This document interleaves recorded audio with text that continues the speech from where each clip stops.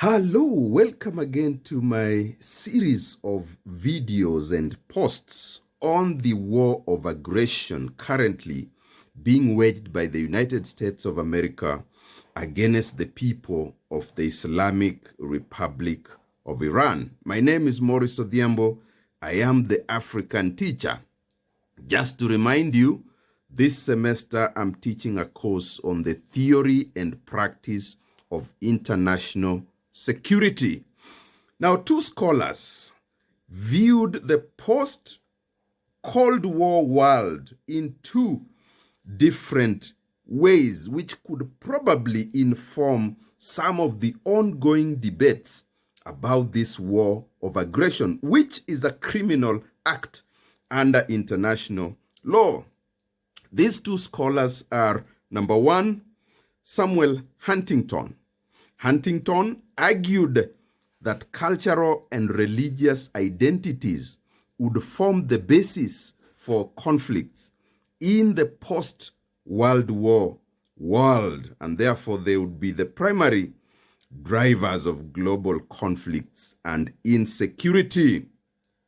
Huntington further said that wars would be fought largely along the fault lines of civilizations, especially Western civilization, Islamic civilization, and Confucian civilizations. The second scholar is, of course, Francis Fukuyama. Francis Fukuyama built his thesis, the so-called End of History, on a critique of Huntington's Clash of Civilizations thesis.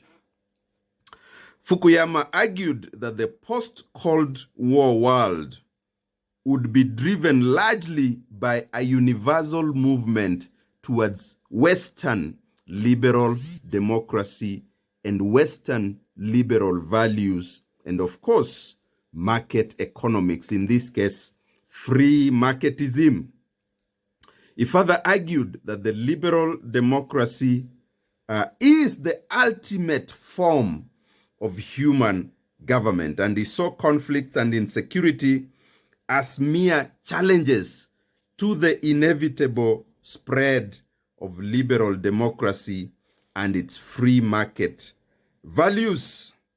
So the question is, what can we learn from these two scholars to explain the ongoing criminal war of aggression against the people of Iran? And I will point out only two things. Now, number one, a liberal democracy, of course, is a prop for global Western capitalist domination. And obviously, liberal democracy has not been accepted across the board. We have seen China rising as an economic and military power, but rejecting liberal democracy as a form of government. The Chinese have, in fact, confounded the West by adopting what they call capitalism with Chinese characteristics. And now China is a rising superpower confronting the West on all aspects, particularly on the aspect of technology, as well as military, economy, and so on and so forth. What that means, therefore, is that liberal democracy is not necessary for development. It's not necessary for social and economic progress. And this is one of the fears that the West has always had. Number two, the second lesson, to prop up Western capitalist domination, the West has constructed both Islam and Arabs as perpetrators of terrorism. Yes, you've heard that many times. Arabs are terrorists, Islamic terrorism, Islamic extremism, and all that. Now, this has been used to numb Western audiences into accepting white aggression as normal and even important in fighting terrorists. And terrorists include everybody described under that umbrella. So even if you're a child of 5 years, as long as you are a Muslim, you are an Arab, you are a terrorist.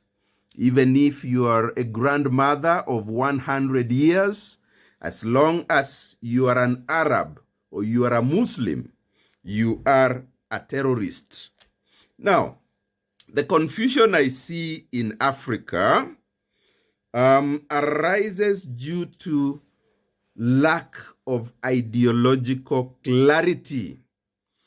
Yes, we have been sold liberal democracy, and we have seen over the years that has not helped in terms of socioeconomic progress. Why?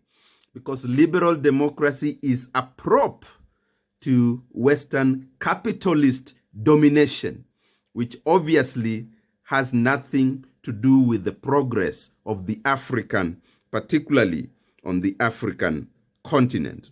So this confusion is because of that. I want to end by saying that there are two powerful individuals in the world today who are responsible for this aggression and who should probably face a firing squad.